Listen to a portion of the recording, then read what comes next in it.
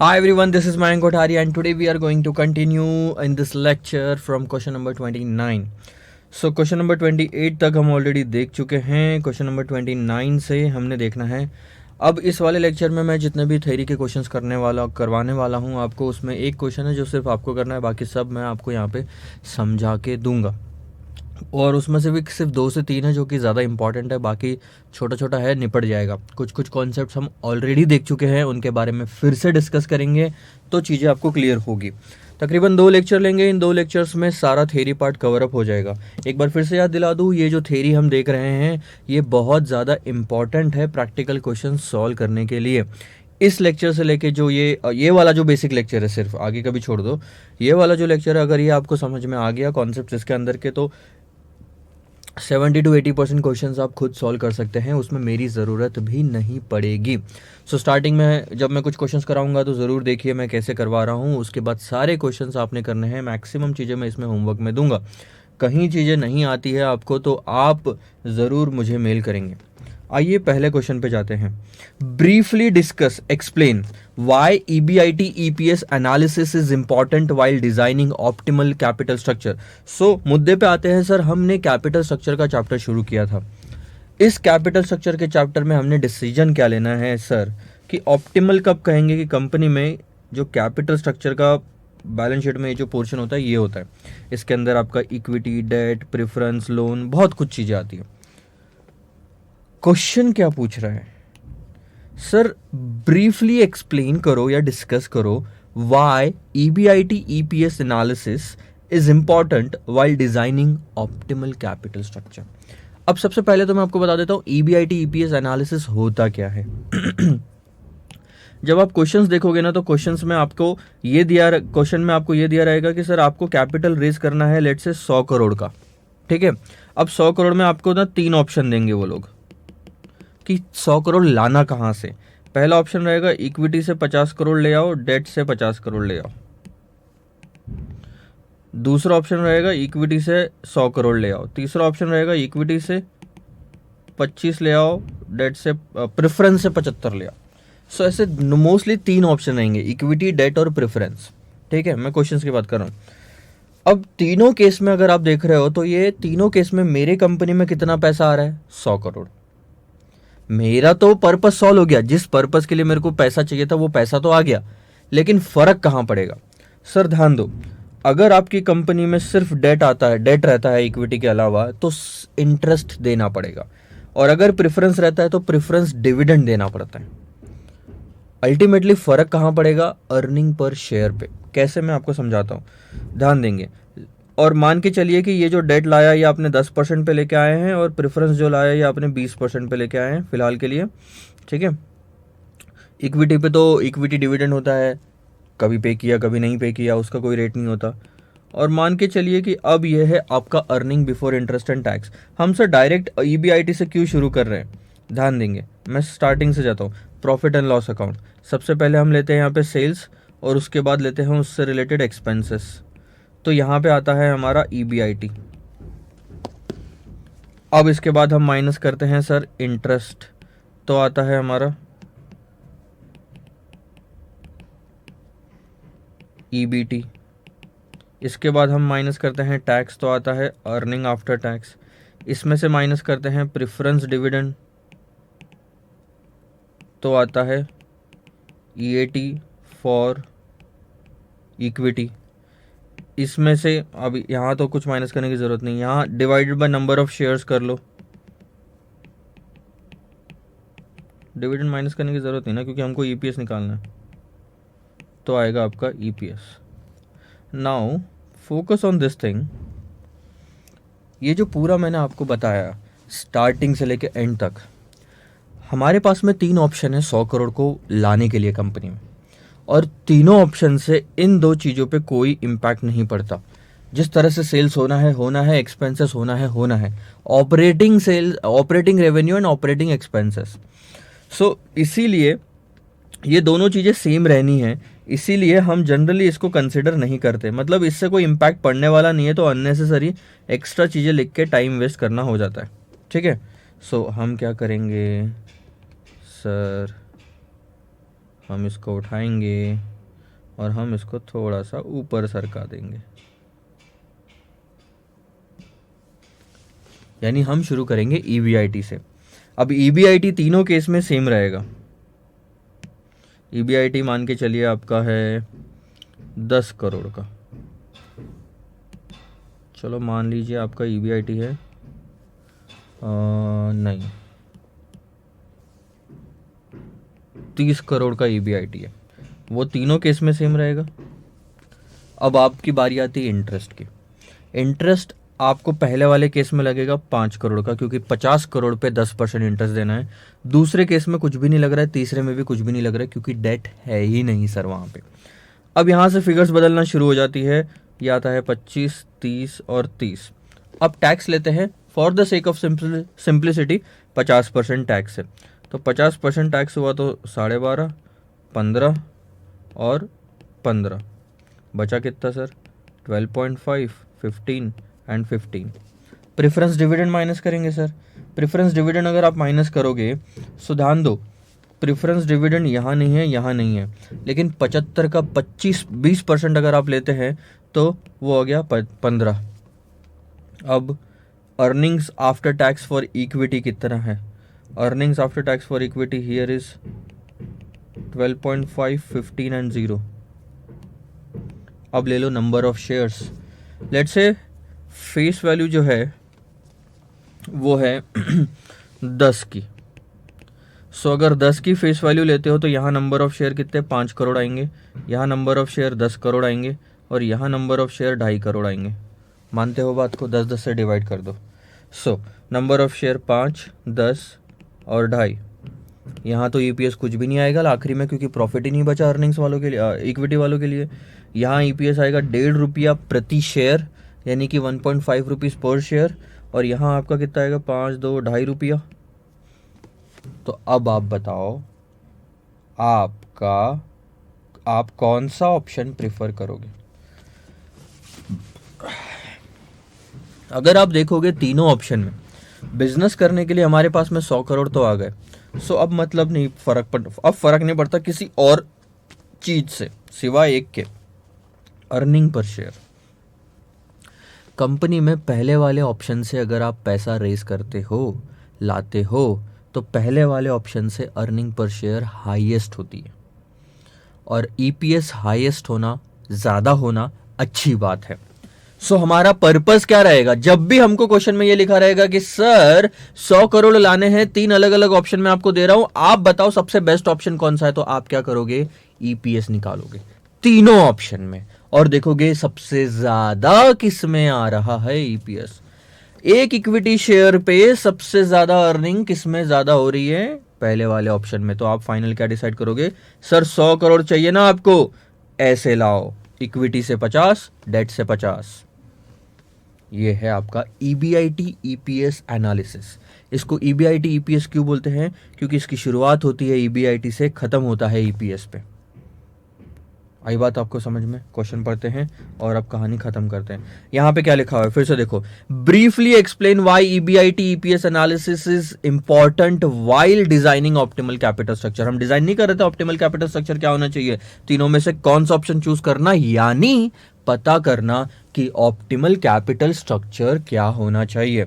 और ऐसे टाइम पे EBIT EPS एनालिसिस नहीं हमारी मदद की, और that is why it is important. So यही सारी चीजें आपके यहाँ पे लिखी हुई है। आगे बढ़े, दूसरा मैं एग्जांपल अभी आपको बात बताता हूँ, और ये वाला पॉइंट हम देख चुके हैं पहले भी। आइए नेक्स्ट क्वेश्चन पे। Explain how the effect of fixed financial charge. Fixed financial charge दो तरह से आता है। एक तो होता है सर डेट पे interest, preference dividend pay, sorry preference shares पे प्रेफरेंस डिविडेंड। सो एक्सप्लेन कीजिए कि किस तरह से ये इंटरेस्ट या preference dividend earning per share पे डिपेंड करते हैं। मतलब सॉरी, एक्सप्लेन कीजिए कि किस तरह से how the effect of fixed financial charge on EPS depends upon the relationship between the rate of return on asset and rate of fixed charge. सो फिलहाल के लिए हम एग्जांपल के लिए सिर्फ डेट लेते हैं समझने के लिए, तो इसको हम बाद में कंसिडर करेंगे, या आप सेम टू सेम एप्लीकेशन उस पर भी लगा सकते हो। क्वेश्चन क्या बोल रहा है मैं आपको फिर से समझाता हूँ। एक्सप्लेन करो किस तरह से इंटरेस्ट जो आप पे करते हो डेट पे, उसका जो इम्पैक्ट पड़ता है ईपीएस पे, यह डिपेंड करता है rate of return on asset. आप कितना परसेंटेज कमा रहे हो अपने इन्वेस्टमेंट पे, असेट यानी कि इन्वेस्टमेंट ले लो यहाँ पे, या आप वो ले लो, वो जो 100 करोड़ रुपए है ना, वो 100 करोड़ पे आप कितना परसेंट कमा रहे हो उसको बोलते हैं आरओआई। हमारे केस में यहाँ पे rate of return on asset लिखा है, तो असेट और इन्वेस्टमेंट इस पर्टिकुलर क्वेश्चन में सेम मीनिंग है। सो आरओआई और दूसरा क्या बोला, रेट ऑफ फिक्स्ड चार्ज। अब रेट ऑफ फिक्स्ड चार्ज क्या होता है? फिक्स्ड यानी कि डिबेंचर, उस पे चार्ज लगना है यानी कि इंटरेस्ट।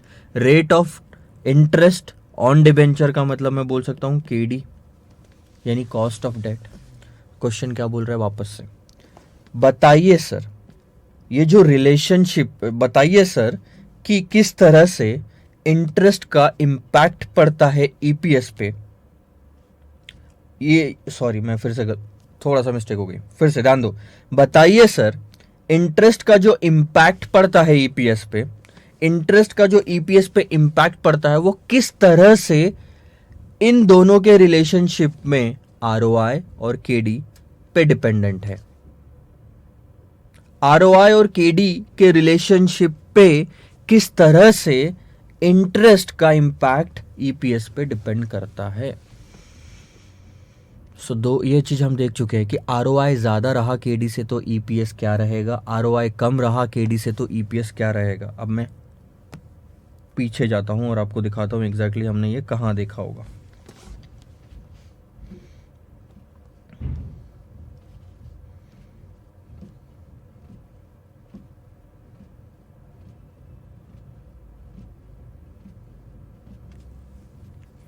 आपको ये याद आ रहा है, ये वाली स्क्रीन हमने लास्ट लेक्चर में देखी थी। Increase in EPS, sorry increase in debt. अगर आप डेट बढ़ाते हो, ठीक है, तो ईपीएस बढ़ेगा। वापस से समझा रहा हूं, डेट बढ़ाते हो तो ईपीएस बढ़ेगा अगर आरओआई केडी से ज्यादा है तो।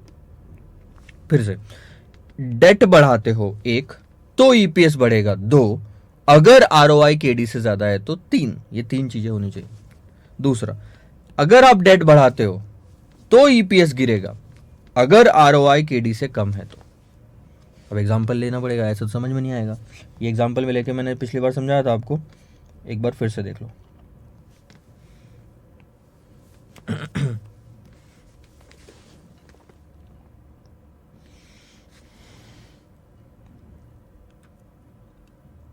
सबसे पहले एग्जिस्टिंग सिचुएशन निकालते हैं, ठीक है।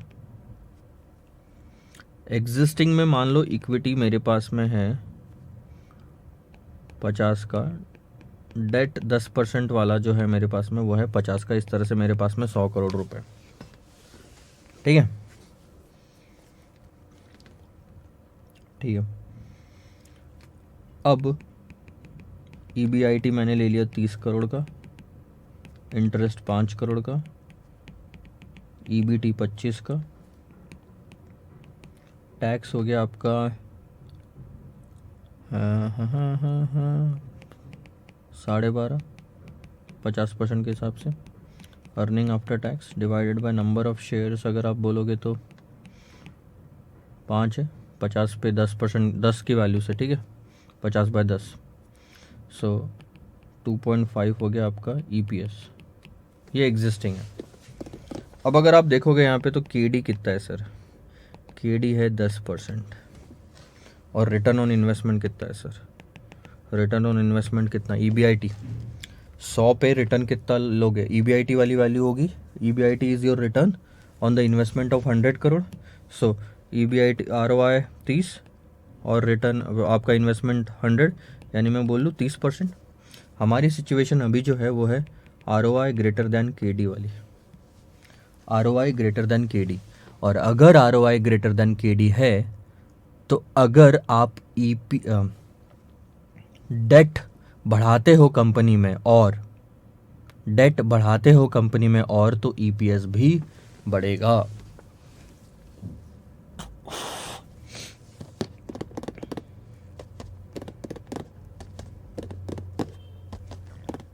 चलो सो ध्यान दो, हम कैसे लेंगे इसको। दो चीज़ें देखो अज्यूम कर सकते हैं कि हम ये जो टोटल कैपिटल या तो वो सेम रख के चले या टोटल कैपिटल भी बढ़ा दे। तो दो चीज़ें होगी, अगर आपने टोटल कैपिटल सेम रखा तो इक्विटी कम करना पड़ेगा डेट बढ़ाने के लिए, क्योंकि टोटल कैपिटल सेम रखना है। नीचे बढ़ा रहा हूँ तो ऊपर कम करना पड़ेगा। और अगर टोटल कैपिटल बढ़ा देते हैं आप तो आपका जो ये 30% का रेशियो ये थोड़ा कम हो जाएगा। सो लेट से हम बढ़ाते हैं, हम एक काम करते हैं, इक्विटी को रखते हैं 50 का 50। डेट बढ़ाना था ना सर, डेट बढ़ाते हैं और इसको कर देते हैं लेट से 100 नहीं करते, हाँ 100 कर देते हैं चलो। सो टोटल कितना हो गया 150। अर्निंग हम सेम रखते हैं फ़िलहाल के लिए, ठीक है, अर्निंग सेम रखेंगे 30 का। अब आप बोलो इंटरेस्ट कितना पे करोगे 10 का, डेट पे 100 पे कितना बचा 20, यहाँ पे कितना है, नहीं कुछ तो गड़बड़ है, 30/100, 30/100 नहीं, हाँ सही बात है यार, गलत नहीं, 30/150 अगर करोगे तो 20% हो जाएगा, 20% ROI।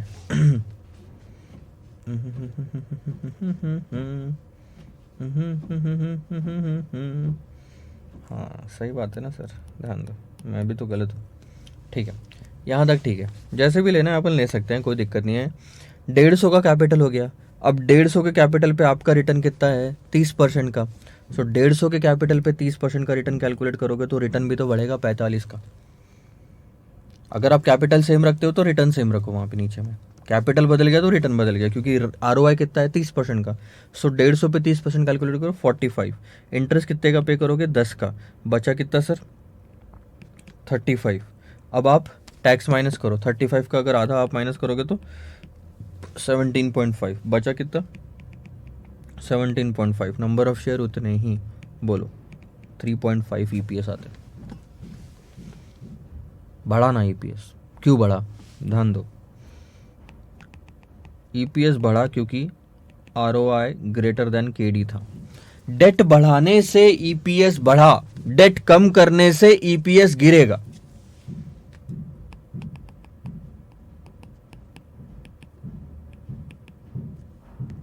दूसरा साइड में नहीं लेता हूं, कंफ्यूज हो जाएंगे, मैं सिर्फ एक ही साइड ले रहा हूं। अगर आप डेट बढ़ाते हैं तो EPS बढ़ेगा, अगर ROI ज़्यादा है KD से तो। और अगर आपने EPS कम कर दिया, सॉरी, अगर आप डेट बढ़ाते हो और ROI कम है KD से तो EPS गिरेगा। इतना समझ में आया? ये वाला साइड तो आपको दिख ही गया, डेट बढ़ाने से कैसे EPS बढ़ा, कैसे EPS गिरता है ये भी समझा देता हूँ मैं। सो थोड़े से चेंजेस करने पड़ेंगे हमको। लेट्स से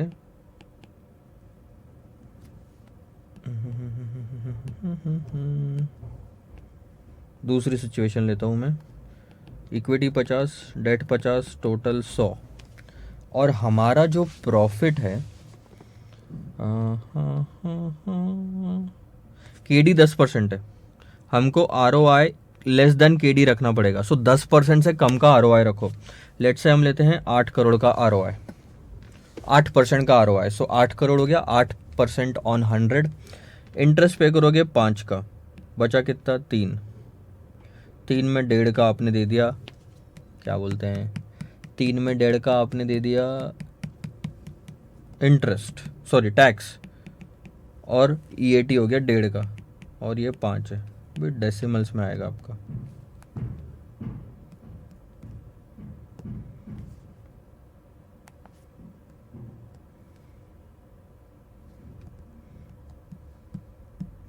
.30 आता है सर, ये है आपका existing EPS when ROI is less then KD। अब ऐसे टाइम पे अगर आप और डेट बढ़ाते हैं तो EPS गिरेगा। 50 का आप एक काम करो 60, 110, 110 पे आप 8% निकाल लो ROI, 110 था ना सर,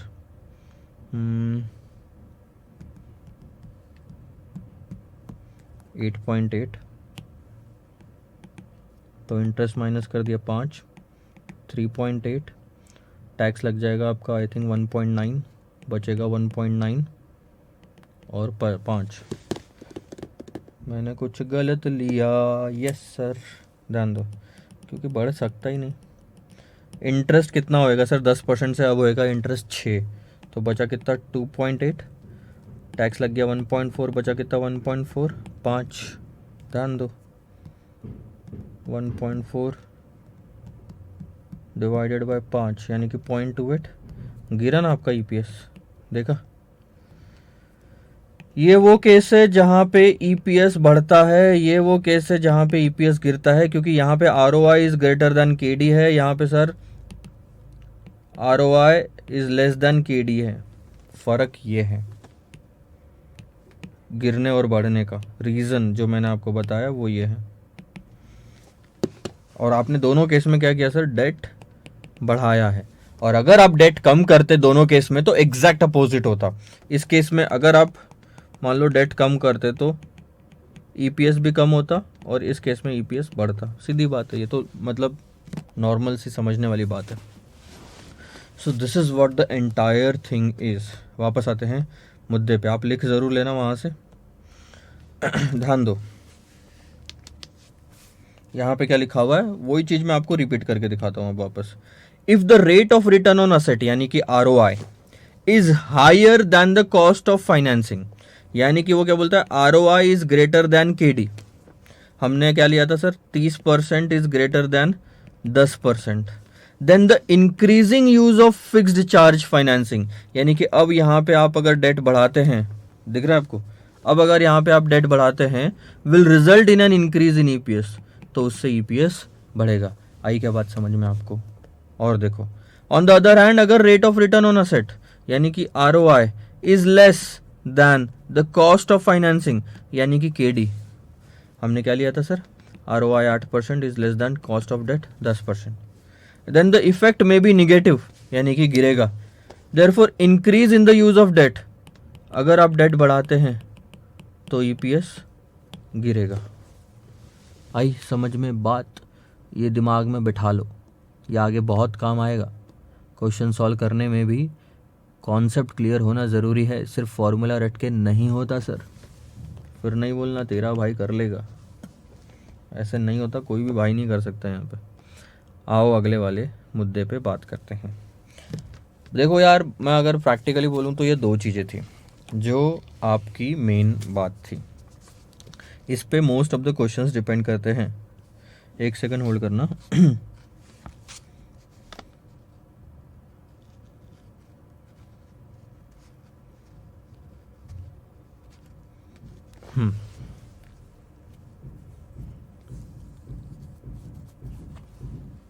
ठीक है, चलो ब्रीफली एक्सप्लेन। मैं क्या बता रहा था, मैं कुछ बता रहा था। हाँ, इन दो क्वेश्चंस पे काफ़ी ज़्यादा, इन जो दो पिछले क्वेश्चन हमने देखे उस पे 80% आप अपने क्वेश्चन सॉल्व कर सकते हैं जो प्रैक्टिकल इसमें आएंगे। अब कुछ कॉन्सेप्ट्स है जो कि ध्यान में देना ज़रूरी है। जहाँ जहाँ मुझे लगता है मैं बोलूँगा कि आप ये पढ़ लो, कहानी सिंपल हो जाएगी। Briefly explain the reason why the choice is jilted in favour of debt financing while choosing between debt financing and issue of preference shares at the time of deciding fixed financial charge financing। ऐसे नहीं समझेगा sir, जब तक कुछ लिखो नहीं तब तक कैसे समझेगा। क्वेश्चन क्या बोल रहा है मैं आपको बताता हूँ। आपको 100 करोड़ रुपए रेज करना है, इक्विटी है 50 करोड़ की, ठीक है। तो दो ऑप्शन देता हूँ, बाकी का 50 करोड़ डेट से लेके आ जाओ या बाकी का 50 करोड़ प्रेफरेंस से लेके आ जाओ। तो दो ऑप्शन कौन से है, 50 का डेट लाना कि 50 का प्रेफरेंस लाना, टोटल 100 करना है, ठीक है। क्वेश्चन ये बोलता है कि जब ऐसी सिचुएशन हमारे पास में आती है तो क्यों ऐसा होता है कि हम डेट सिलेक्ट करते हैं और हम प्रेफरेंस सिलेक्ट नहीं करते। ऐसा क्या होता है, क्यों प्रेफरेंस के बजाय डेट को हमने सिलेक्ट करना चाहिए कभी भी रियल लाइफ में अगर हमको लोन लेने की जरूरत पड़े। आप प्रैक्टिकली एक काम करो, उठा के देखो बैलेंस शीट, एनुअल रिपोर्ट निकाल के देखो कंपनीज की, डेट का प्रोपोर्शन ज्यादा मिलेगा, प्रेफरेंस का नहीं मिलेगा। कुछ कुछ कंपनीज में प्रेफरेंस है ही नहीं। इक्विटी के बाद अगर कहीं से पैसा लाना होता है तो लोग पहले क्या प्रीफर करेंगे, डेट प्रीफर करेंगे, प्रेफरेंस नहीं प्रीफर करते। और यही रीज़न है, यही क्वेश्चन का आंसर अब हमको देना है। और 2 रीज़न बताऊंगा सिर्फ, इन्हीं 2 रीज़न की वजह से लोग डेट लेके आ जाएंगे कंपनी में, प्रेफरेंस नहीं लाएंगे। ध्यान दो, ये मेरा EBIT है, ये मेरा इंटरेस्ट है, ये मेरा EBT, ये मेरा टैक्स, ये मेरा EAT, ये मेरा प्रेफरेंस डिविडेंड, ये मेरा EAT फॉर इक्विटी,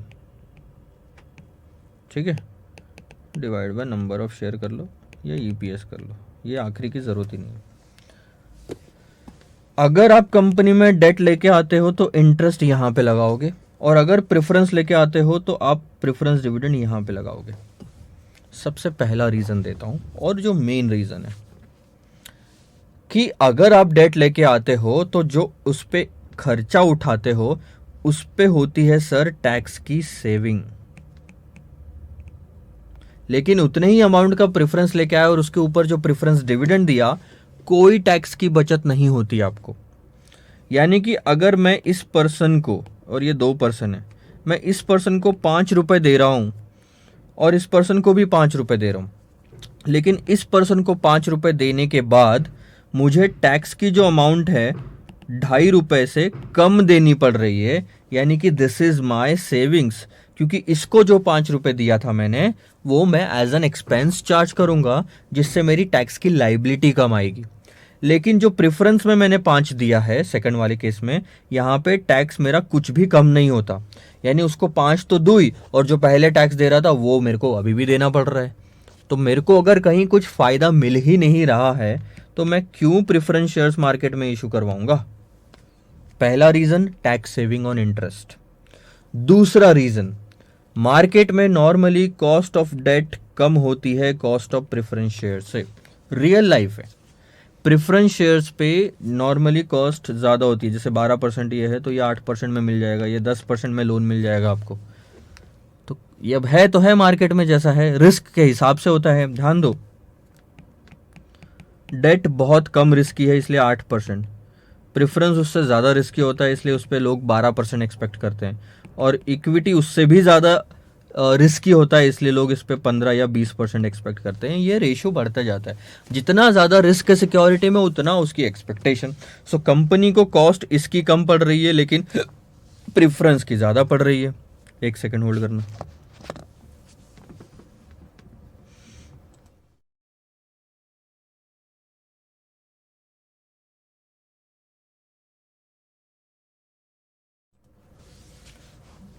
तो बात ही खत्म। 2 चीज़ें मैंने बताया, ध्यान देना, इसके 2 रीज़न,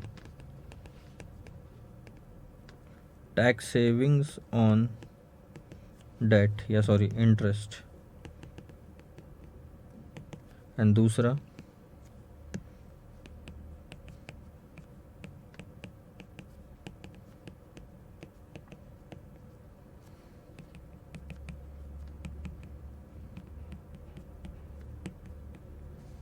यानी कि ध्यान दो, अगर आपकी अर्निंग 50-50 करोड़ की है और इस केस में 5 करोड़ का डेट जा रहा है, ठीक है और इस केस में आपका अब क्योंकि कॉस्ट प्रेफरेंस शेयर्स की हायर है तो इस केस में मान के चलते हैं, चलो आप थोड़ा सा प्रैक्टिकल और लेते हैं, मैं प्रॉपरली लिख देता हूँ। ये डेट वाला ऑप्शन है और ये प्रेफरेंस वाला ऑप्शन है। अर्निंग आपकी, अच्छा, इंटरेस्ट जो है यहाँ जाएगा तकरीबन 8 करोड़ का, लेट से 8% है तो यहाँ जाएगा 12 करोड़ का, अगर 12% है तो ऊपर से यहाँ पे आपको टैक्स सेविंग भी होगी, लेट से 30% अगर आपकी टैक्स का रेट है तो 8 तक 24, 2.4, यानी कि नेट आपके कंपनी से जो जेब से जाएगा cash outflow that will be 5.6 and 12। कितना डिफरेंस है देखो। और दोनों केस में डेट वालों से 50 करोड़ मिले, इससे भी 50 करोड़ मिले, या अगर 8 और 12% का रेट लेते हैं हम तो यहाँ से 100 करोड़ मिले और यहाँ से 100 करोड़ मिले। दोनों से पैसा तो सर 100 करोड़ ही इस्तेमाल करना है, लेकिन आप देखो नेट में आउटफ्लो किस में कम है। आप अगर देखोगे तो यहाँ पे सर 5.6 का जेब से पैसा जा रहा है 100 करोड़ इस्तेमाल करने के लिए, और यहाँ पे 12 जा रहा है, यानी कि नेट कॉस्ट जो पड़ रही है after tax that is 5.6% and 12%। बोलो अगर मैं आपको लोन दूँ 5.6% से या 12% से, आप कौन सा लोन प्रेफर करोगे? 5.6 वाला यूज़ करोगे ना, इसीलिए सब लोग डेट की तरफ जाते हैं, प्रेफरेंस की तरफ नहीं जाते। यही चीज़ लिखी हुई है यहाँ पे। Rate of interest payable on debt instrument on loans is generally lower than that on preference shares, and there is a tax saving, tax deductible interest होता है। सो ये दो चीज़ें हैं। ठीक है सर, आगे बढ़ते हैं नेक्स्ट क्वेश्चन पे। पानी पी लूँ? आप अगर कुछ लिखना चाहे तो लिख लो यहाँ से थोड़ी देर तक, 2-5 मिनट ले लो sir.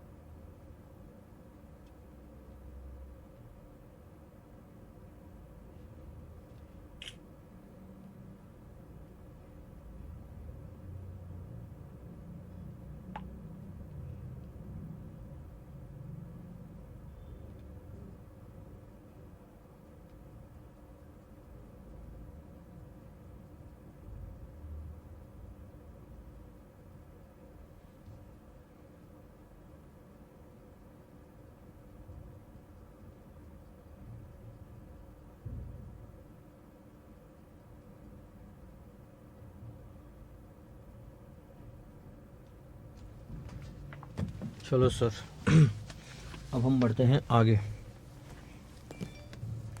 Sorry for the delay, screen भी बंद हो गई थी, मुझे पता ही नहीं चला। अगले क्वेश्चन पे आते हैं, ध्यान दो। Explain the concept of financial break even and indifference analysis. यही सर आप निकालोगे बहुत बार। दो चीजें बताता हूं मैं आपको। फाइनेंशियल ब्रेक इवन का मतलब क्या होता है और इनडिफरेंस एनालिसिस का मतलब क्या होता है। फाइनेंशियल ब्रेक इवन और इनडिफरेंस एनालिसिस, इन दोनों के केस में हमको क्या निकालना है? EBIT, earning before interest and tax. Break even का मतलब होता है जहां पे मुझे ना फायदा हो रहा है ना नुकसान हो रहा है, और जहां पे मुझे फायदा भी नहीं है नुकसान भी नहीं है, इसका मतलब मेरा EPS 0 आना चाहिए। EPS 0 आया, इसका मतलब ना मुझे फायदा हुआ ना मुझे नुकसान हुआ। फाइनेंशियल ब्रेक इवन पॉइंट का मतलब क्या होता है सर? जितने भी मेरे पास ऑप्शंस दिए हो, 2 हो 3 हो, जैसे यहां पे आप देख सकते हो, यहां पे अगर आप ध्यान दोगे सो 2.5 1.5 EPS जो आया था आपका, और अगर आप देखोगे यहां पे तो ये 0 ही है, इसको तो 0 ही लेंगे ना, नेगेटिव लॉस तो है नहीं आपका यहाँ पे। तो फाइनेंशियल ब्रेक इवन पॉइंट का मतलब क्या है? फाइनेंशियल ब्रेक इवन पॉइंट का मतलब है कि सर आप ऐसा अब मैं आपको यहाँ नहीं अलग करके बताता हूँ, क्योंकि यहाँ ना कचरा हो जाएगा फिर। 100 करोड़ लाने हैं सर, ठीक है, 100 करोड़ लाने हैं और हमारे पास में 3 ऑप्शन है, इक्विटी, डेट और प्रेफरेंस के। पहले ऑप्शन में आप 100% इक्विटी लेके आओगे, दूसरे ऑप्शन में आप 50 करोड़ का इक्विटी 50 करोड़ का डेट लेके आओगे, तीसरे ऑप्शन में 50 का इक्विटी 50 का प्रेफरेंस लेके आओगे। और भी ऑप्शंस बना लो, डेट और प्रेफरेंस। इक्विटी तो रहेगा ही रहेगा, कंपनी तभी तैयार होती है जब कंपनी में इक्विटी शेयर, ठीक है। डेट है 10% का, प्रेफरेंस है लेट से, क्योंकि कॉस्ट ज़्यादा होती है तो हम मानते हैं 15%। अब आपका नॉर्मल तरीका क्या होता है, आप निकालते हो EBIT, उसमें से माइनस करते हो इंटरेस्ट, फिर लोगे EBT, फिर माइनस करोगे टैक्स, फिर लोगे EAT, फिर माइनस करोगे प्रेफरेंस डिविडेंड, और फिर आएगा EAT for equity divide by number of share, EPS। ये आपका पूरा स्ट्रक्चर बनता है। ब्रेक इवन पॉइंट का मतलब मैंने क्या बताया कि जहां पे मुझे कोई भी फायदा या नुकसान नहीं होता। सो ध्यान दो, फायदा या नुकसान नहीं होने के लिए तीनों ऑप्शन में आपका EPS 0 आना चाहिए, ये कंडीशन बन जाती है। तभी आप बोलोगे कि आपको ना फायदा हो रहा ना नुकसान हो रहा, ठीक है। ये एक थी चीज। अब आप number of share, break even point में क्या निकालना है मैं बताता हूँ। फाइनेंशियल ब्रेक इवन पॉइंट का मतलब ऐसा लेवल प्रॉफिट का, प्रॉफिट कौन सा सर, ये ऐसा प्रॉफिट का लेवल बताओ, तीनों केस में ये प्रॉफिट का लेवल सेम रहेगा और तीनों जगह पे वो सेम प्रॉफिट रखो, EPS 0 ही आएगा। यानी कि मैं कोई सा भी फाइनेंशियल प्लान चूज करूं, पहला 100 करोड़ इक्विटी, दूसरा equity debt equal, equity preference equal, तीसरा कोई सा भी प्लान मैं चूज करूं, मेरा अर्निंग पर शेयर 0 आएगा। सो ऐसा हमको EBIT निकाल के देना है, ठीक है। तो धीरे धीरे पीछे आओ। नंबर ऑफ शेयर पहले केस में अगर आप 10 रुपये प्रति शेयर के हिसाब से लेते हैं तो 100 करोड़ के हिसाब से यहाँ पे 10 करोड़ के शेयर्स हो जाएंगे, और यहाँ पे 5 करोड़ के शेयर, और यहाँ पे 5 करोड़ के शेयर।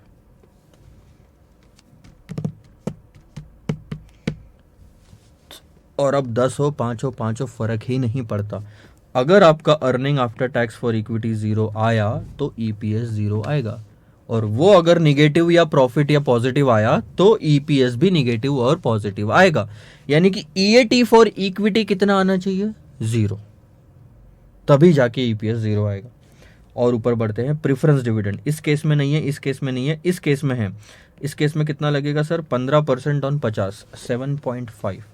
तो EAT कितना आना चाहिए सर, 0, 0 और 7.5। देख लो, 0-00, 0-00, और अगर लास्ट में देखोगे तो 7.5 में से 7.5 गए 0। यानी कि अर्निंग आफ्टर टैक्स कितना आना चाहिए, 0, 0 और 7.5। अब अगर आप टैक्स का रेट 50% पकड़ लो तो टैक्स 50,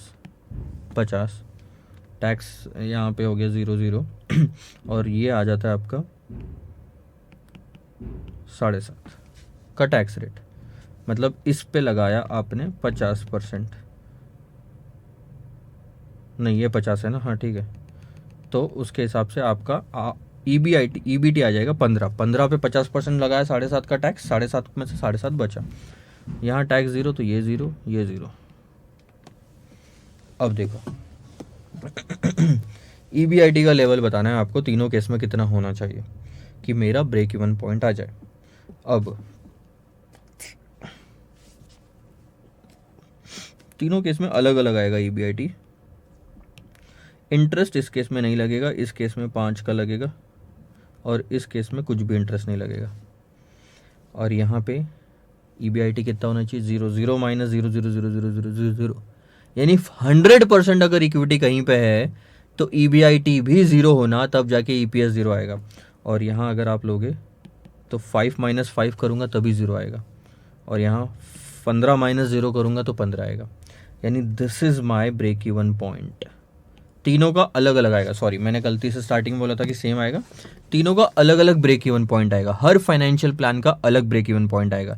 यानी कि बोलने का मतलब अगर मैं कोई पर्टिकुलर फाइनेंशियल प्लान चूज करता हूं तो कम से कम कितना कमाना चाहिए कि मेरी अर्निंग पर शेयर 0 आए, यानी कि मैं एट पार रहूं, ना नुकसान ना फायदा। अब इसके ऊपर जितना भी मैं कमाऊंगा वो सारा का सारा मेरा ईपीएस में ऐड होता जाएगा, इक्विटी के लिए अच्छा है।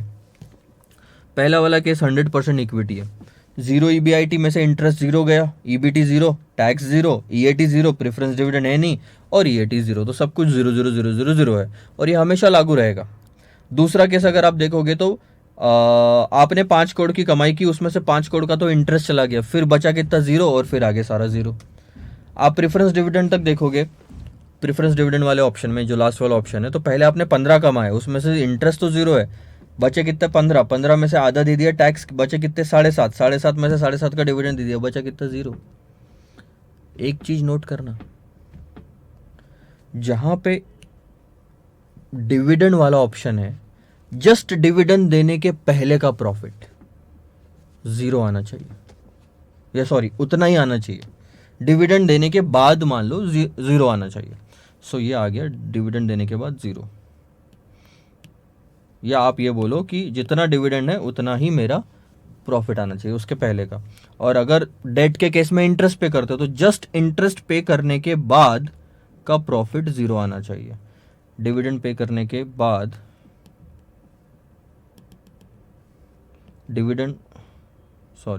डिविडेंड पे करने के बाद का प्रॉफिट 0, इंटरेस्ट पे करने के बाद का प्रॉफिट 0। और इक्विटी में तो कुछ देना ही नहीं पड़ता, मतलब इक्विटी डिविडेंड देना पड़ता है लेकिन ईपीएस के बाद, कैलकुलेशन के बाद आता है, ईपीएस में वो आता ही नहीं है। सो यहाँ पे यही 0 होना चाहिए। ये 3 लेवल है जहाँ पे वैल्यू सेम होनी चाहिए। ये जो अपन ने कैलकुलेट किया और ये जो आगे हम क्वेश्चंस में कैलकुलेट करेंगे, इसको कहते हैं फाइनेंशियल ब्रेक इवन। सो ध्यान देंगे मेरी बात पे। Financial break even point is the minimum level of EBIT. कम से कम इतना आपने ईबीआईटी कमाना है। कितना था हमारा? 0, 5 और 15। Needed to satisfy all the fixed financial charges. कितने फिक्स्ड फाइनेंशियल चार्जेस होते हैं? इक्विटी के केस में तो कुछ नहीं होता, डेट के केस में इंटरेस्ट होता है और प्रेफरेंस शेयर के केस में प्रेफरेंस डिविडेंड होता है, यानी कि इंटरेस्ट और प्रेफरेंस डिविडेंड। ये सारा सेटिस्फाई करने के लिए कम से कम कितना हमको ईबीआईटी रखना पड़ेगा? 5, 15। If the EBIT is less than the financial break even point. जरा सा सोचो सर, मेरे को दूसरे वाले ऑप्शन में इंटरेस्ट 5 का देना था और अगर मेरा ईबीआईटी यहाँ पे 4 का होता तो मेरा ईबीटी निगेटिव में आता और आखिरी में जाके ईपीएस भी निगेटिव में आता। प्रेफरेंस डिविडेंड 7.5 का देना था, अगर 7.5 से कम का ईबीआईटी यानी 15 से कम का मैं 14 भी ले लूँ ईबीआईटी तो मेरा ईपीएस निगेटिव जाएगा। सो कम नहीं होना, EPS will be negative. But if the expected EBIT is more than the break even, जो भी break even हमने निकाला, कौन सा break even था सर? 0, 5 और 15 का ये break even है। इससे अगर ज्यादा रहा EBIT तो EPS पॉजिटिव आएगा, इससे कम रहा EBIT तो EPS नेगेटिव आएगा। सो इस क्वेश्चन के लिए एक रूल तो आप बना सकते हैं, ठीक है।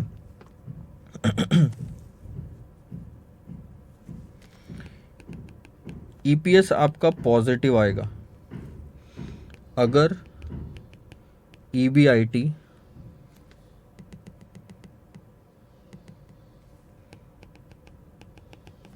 Greater than break even EBIT, actual EBIT, और ये निगेटिव आएगा अगर actual EBIT is less than break even EBIT। ये लिख लो, बस खत्म। आगे बढ़ते हैं सर, ये भी कहानी हुई खत्म। समझे क्या?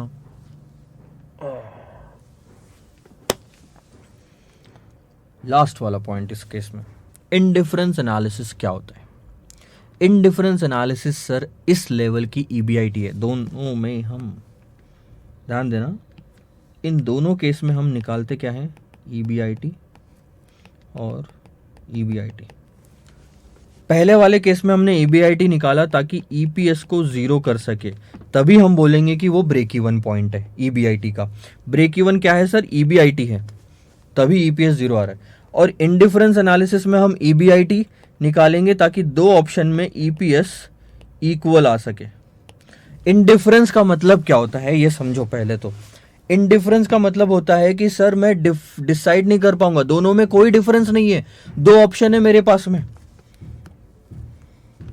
दो ऑप्शन है सर, ध्यान दो। कितना लाना है सर? 100 करोड़ लाना है।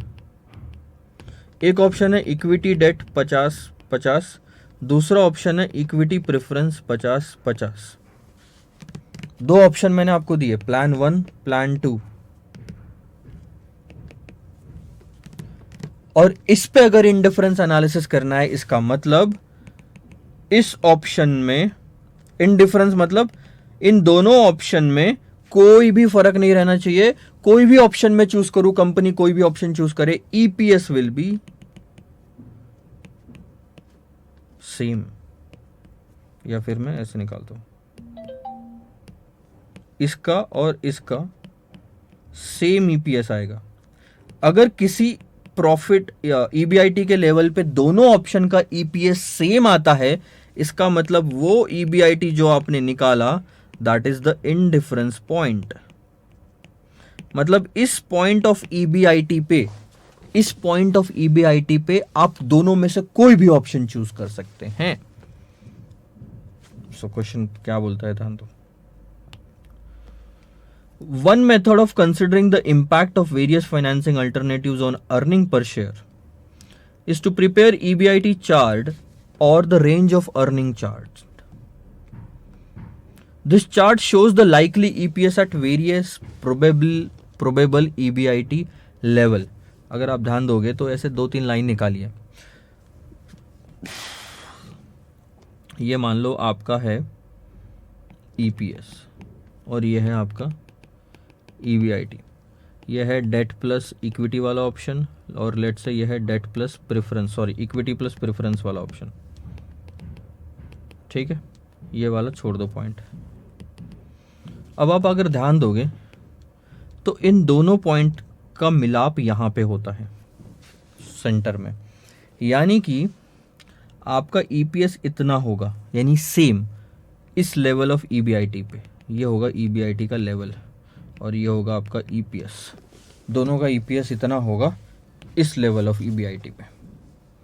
मतलब अगर आप इतना कमाते हैं इस लेवल ऑफ ईबीआईटी में, तो जो ये जो मैं रेड लाइन दिखा रहा हूँ ना, अगर आपकी ईबीआईटी इतनी है तो आप दोनों में से कोई भी ऑप्शन चूज कर सकते हैं, कोई इम्पैक्ट नहीं पड़ेगा ईपीएस पे, EPS will be same.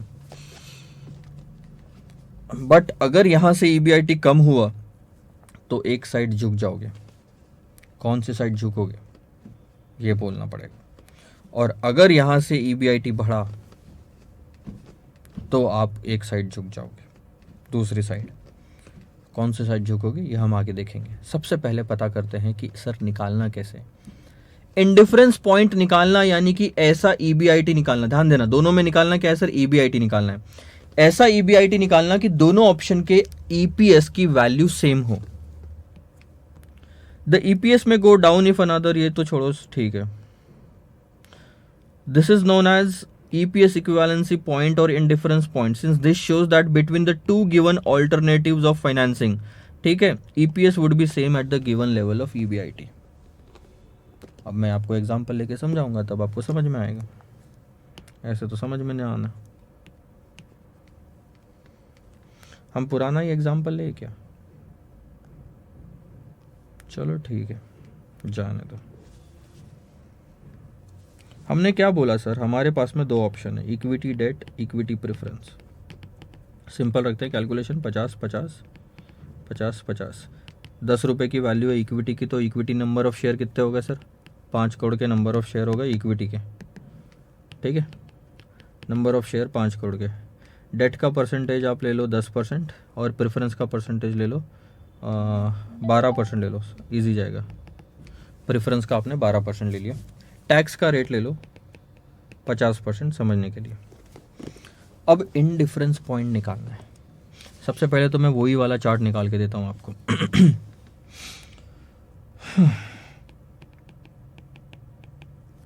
EBIT, interest, EBT, tax, EAT, preference dividend, EAT for equity, number of share, EPS। ऐसे ही निकालते हैं हम EPS दोनों केस में। हमारा क्या बोलना है, दोनों केस में EPS सेम होना चाहिए। हमको नहीं पता कितना होना चाहिए, लेकिन सेम होना चाहिए। क्या आप इस टेबल को, इस चार्ट को फॉर्मूले के रूप में कन्वर्ट कर सकते हो? यस सर, कर सकते हैं। आपने क्या बोला सर, दो ऑप्शन है और दोनों का EPS सेम होना चाहिए, यानी EPS of option 1 should be equal to EPS of option 2। अब आप EPS ऑफ ऑप्शन 1 कैसे निकालेंगे? फॉर्मूले में लिख रहा हूँ वही सारी चीज़ें जो मैंने ऊपर में टेबल में लिखी है या चार्ट में लिखी है, ध्यान देना। सबसे पहले हमने क्या लिया, EBIT। इस वाले ऑप्शन में इंटरेस्ट है ना, पहले वाले में, तो हमने क्या किया सर, बाद में इंटरेस्ट माइनस किया। तो बताओ EBIT माइनस इंटरेस्ट क्या आया? EBIT माइनस इंटरेस्ट क्या आया आपका, EBT आया। अब आप इस EBT में से टैक्स माइनस करोगे, तो मैंने 1 माइनस टैक्स कर दिया। क्या आया, अर्निंग आफ्टर टैक्स आया। सिर्फ टैक्स लिखता मैं तो टैक्स अमाउंट आती, लेकिन मुझे आफ्टर टैक्स चाहिए तो 1 माइनस टैक्स किया, ठीक है, divided by earning after tax आ गया। इसमें कोई प्रेफरेंस डिविडेंड है क्या, माइनस प्रेफरेंस डिविडेंड, जीरो, इस केस में कुछ भी नहीं है, ठीक है, divided by number of equity share करोगे तो EPS आएगा। Earning after tax divide by number of equity share करोगे तो EPS आएगा ना। अब इसको मैं थोड़ा सा सरका लेता हूं।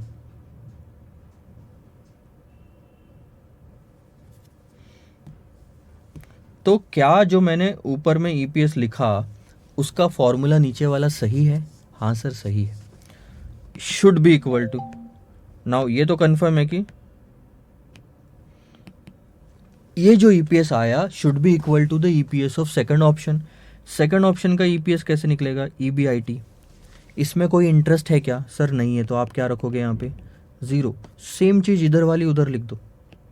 फिर आप करोगे 1 माइनस टैक्स, फिर आप करोगे प्रेफरेंस डिविडेंड माइनस, और फिर आप करोगे नंबर ऑफ इक्विटी शेयर्स, ठीक है। धीरे धीरे हम वैल्यूज़ लिखना शुरू करते हैं, ध्यान देना। पहले के केस में EBIT तो निकालना है हमको क्या निकालना है, इस पूरे केस में EBIT कितनी होनी चाहिए। इंटरेस्ट की अमाउंट कितनी आएगी, 5 करोड़ की आएगी 10% के हिसाब से। टैक्स रेट था 50, तो मैं लिख दूँ 1 माइनस 0.50। प्रेफरेंस डिविडेंड कुछ भी नहीं था तो 0 लिख दिया। Number of equity share 5। Then इधर भी EBIT कुछ भी नहीं, माइनस इंटरेस्ट 0 है तो 0। 1 minus tax is 1 minus 0.50।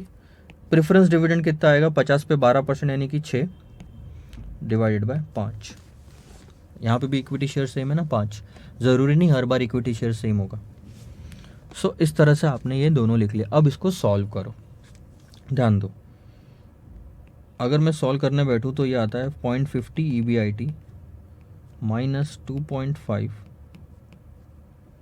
Divided by 5 should be equal to 0.50 EBIT minus 6 divided by 5। अब अगर आप ध्यान दोगे तो दोनों साइड के 5 में कैंसिल कर सकता हूँ डायरेक्टली, और अगर आप मल्टीप्लाई करना चाहे तो मल्टीप्लाई कर लो, क्योंकि आपको आगे जाके, ध्यान देना, क्योंकि आपको आगे जाके ये 5 और ये 5 सेम नहीं रहने वाले, तो आप कैंसिल नहीं कर पाओगे, इसलिए मैं मल्टीप्लाई कर रहा हूँ, ठीक है। सो 5 इंटू 0.5 EBIT करोगे तो ये आएगा 2.5 EBIT माइनस 12.5, और इधर जाएगा तो 2.5 EBIT। अपन ने कुछ गलत लिया, इत्तेफाक से फिगर्स ऐसी आ रही है कि इसमें कोई इंडिफरेंस पॉइंट नहीं आएगा, इसलिए दिक्कत हो जाएगी, क्योंकि 5 इंटू 0.5 EBIT 2.5 होता है।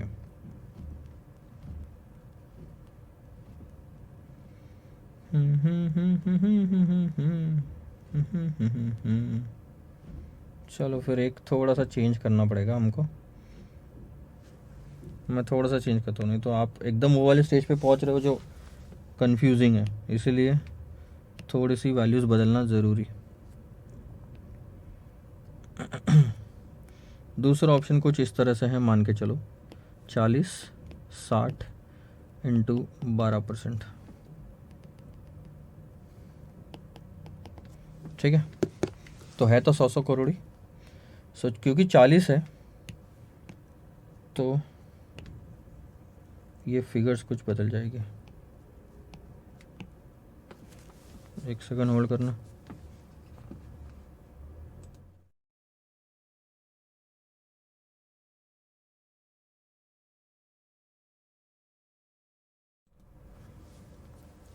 ध्यान दो, अब 60 पे 12% अगर आप लगाओगे तो 7.2 आएगा, और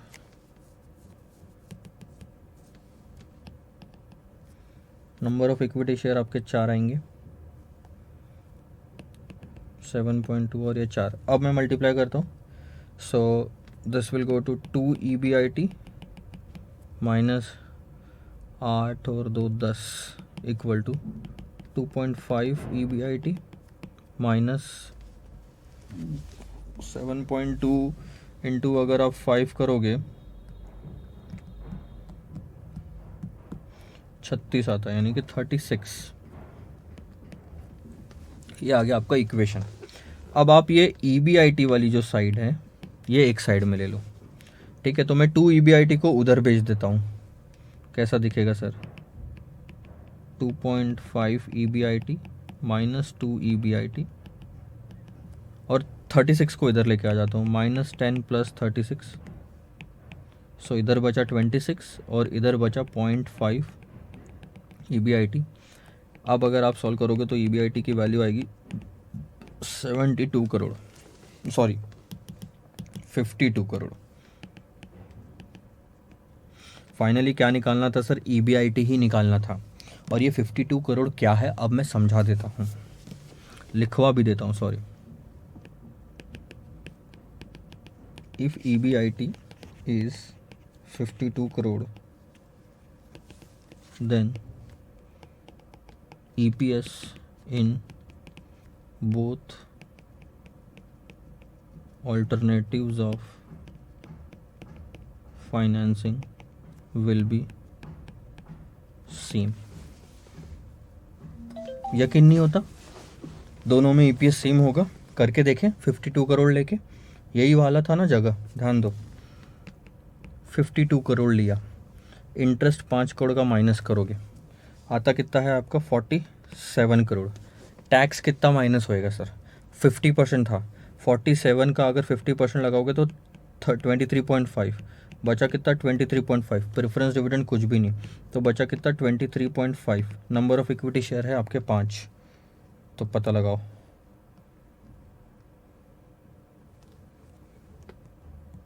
$23.5 डिवाइडेड बाय 5, 4.7। सो 4.7 रुपीज़ पर शेयर आ रहे हैं। यही सेम EBIT हम दूसरे में लेके देखते हैं। 52, इंटरेस्ट कितना? 0, बचा कितना? 52। 52 का आधा आप अगर 26 माइनस कर दोगे, बचा कितना? 26। 26 में से प्रेफरेंस डिविडेंड माइनस करो, कितना माइनस करोगे? 7.2, है ना। 26 में से 7.2 माइनस करो,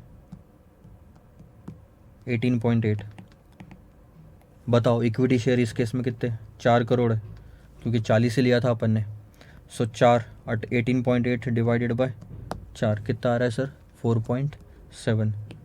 देखो बताओ दोनों केस में EPS सेम आया कि नहीं आया? क्या निकालना था हमको? EPS भी पहले नहीं पता था। ये टेबल मैंने खाली इसीलिए छोड़ा था क्योंकि उसमें कुछ लिख ही नहीं सकते। स्टार्ट कहाँ से करना वो भी नहीं पता था, एंड कहाँ पे होगा वो भी नहीं पता था, इसीलिए इसी को फॉर्मूले में कन्वर्ट किया। ये जो आपने क्या निकाला पता है आपको? फॉर्मूले से आपने निकाला है कि कितना मेरा EBIT होना चाहिए कि दोनों का EPS सेम आए। देख लो 52 करोड़ का EBIT होना चाहिए ताकि आपका EPS 4.7 दोनों केस में आए।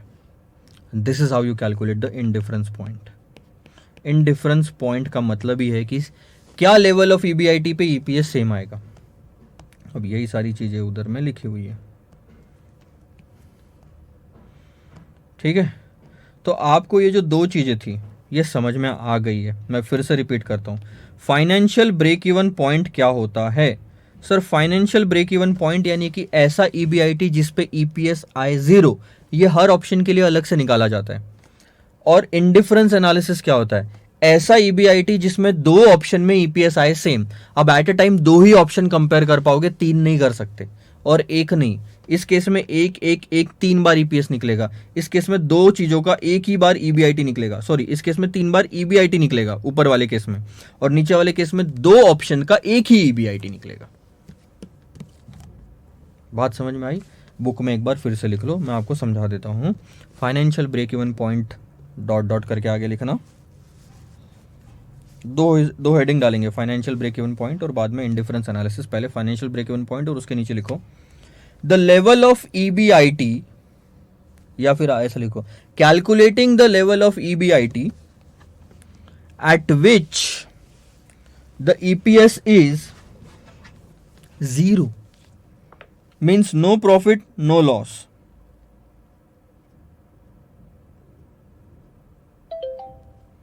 Means no profit no loss. Calculating the level of EBIT at which EPS equals 0 means no profit no loss. ये हो गया फाइनेंशियल ब्रेक इवन पॉइंट। दूसरा हेडिंग डालो इनडिफरेंस एनालिसिस। इनडिफरेंस एनालिसिस में आप क्या लिखेंगे? नीचे में लिखो calculating the level of EBIT for 2 different options या financing plan, for 2 different financing plan at which the EPS is same in both, चलो धीरे धीरे बोलता हूँ, at which the EPS is same in both the options, in both the options। ठीक है, आगे बढ़े। राइट डाउन द अल्जेब्रिक, देखें ध्यान देंगे अब इस पे ध्यान दो, ठीक है। Write down the algebraic formula use to find out the equivalency और इंडिफरेंस पॉइंट। फॉर्मूला देख रहे हो आप, करेक्शन करना बस बुक में, यही फॉर्मूला अभी हमने देखा था, थोड़ा सा उसको चेंज कर लो। ये 1 लिखा है, इसको कर दो आई यानी कि इंटरेस्ट, इसको कर दो आई यानी कि इंटरेस्ट, और E1 E2 आप ले सकते हो। E1 E2 यानी कि number of equity share in alternative 1, number of equity share in alternative 2। मैंने N लिखा था, आप E लिख लो, कोई फर्क नहीं पड़ता। E1 E2 N1 N2। आपको सिर्फ इतना समझ में आना चाहिए कि फॉर्मूला किस चीज़ का है। न्यूमरेटर में अर्निंग्स फॉर इक्विटी है, डिनोमिनेटर में नंबर ऑफ शेयर है। बोलो earnings divided by number of shares करके क्या आता है? ईपीएस आता है sir. EPS of first option should be equal to EPS of second option, इसलिए वैसा फॉर्मूला लिखा। सो ये फॉर्मूला भी हमने देख लिया, इसमें कोई दिक्कत नहीं है आपको। आगे बढ़े। नेक्स्ट आपका है what are the limitations of EBIT EPS analysis. ये आप पढ़ लेंगे, ये बस थ्योरी है, इसका एज सच इतना ज़्यादा कुछ रिलेवेंस है नहीं। एक बार ये आपके ऊपर छोड़ रहा हूँ मैं, आप पढ़ेंगे, ठीक है। इसके बाद ये भी आप पढ़ेंगे, explain how financial leverage. Financial leverage क्या होता है सर? डेट पे जो इंटरेस्ट आप पे करते हो, डेट जो अगर बढ़ाते हो, can largely influence the value of the firm through cost of capital. और आपको याद नहीं होगा, ये हम चीज़ देख चुके हैं कि डेट बढ़ाने से, ध्यान दो इसका मतलब क्वेश्चन का समझा देता हूँ, पढ़ना आपको है, किस तरह से डेट इन्फ्लुएंस करता है कंपनी की वैल्यू को through cost of capital. Cost of capital की मदद से कंपनी की वैल्यू पे कैसे फर्क पड़ता है डेट के इंक्रीज और डिक्रीज करने से। ध्यान देना, अब मैं कहां लेके जा रहा हूं आपको, बहुत पहले देख लेता आपने, यहां ध्यान दो। ये वाला अगर आप ऑप्शन कहां, ये डेट के इंक्रीज और डिक्रीज, पहले वाले में क्या लिखा? डेट के इंक्रीज और डिक्रीज करने से WACC यानी कि कॉस्ट ऑफ कैपिटल का इंक्रीज डिक्रीज क्या होता है और उससे कंपनी की वैल्यू पे क्या फर्क पड़ता है। सो डेट के फर्क इंक्रीज डिक्रीज करने से कॉस्ट के थ्रू किस तरह से कंपनी की वैल्यू आप बदलते हो, ये मतलब है। आई क्या बात समझ में? ये हम ऑलरेडी देख चुके हैं, उसी का बस अलग लैंग्वेज में मतलब है, इसलिए मैं वापस नहीं ले रहा हूँ। Save the time, save the planet. इसके बाद सर 36 नंबर का आता है, explain the concept of over capitalization and under capitalization. 36, 37, 38, 39, 40 और 41 सारे के सारे क्वेश्चन इसी पे बेस्ड है। नेक्स्ट वाले लेक्चर में मैं आपको बताऊंगा इनका मतलब क्या होता है। ज़रूरत पड़ी तो सारे क्वेश्चन समझाऊंगा, और जहाँ पे मैंने कुछ चीज़ें समझा दी और मुझे लगता है कि इसी से रिलेटेड वापस रिपीटेशन है, क्योंकि नाम से तो मेरे को लग रहा है काफ़ी सारी चीज़ें रिपीट होगी, सिर्फ कभी कॉजेस पूछ रहे, कभी लिमिटेशन पूछ रहे, मतलब पूछ रहे, तो मैं बोलूँगा आप ये खुद पढ़ लो। सो नेक्स्ट लेक्चर में डिस्कस करते हैं कि एग्जैक्टली ओवर कैपिटलाइजेशन और अंडर कैपिटलाइजेशन होता क्या है। This is going to be the last lecture, after which we are going to start with the practical problems. Bye bye.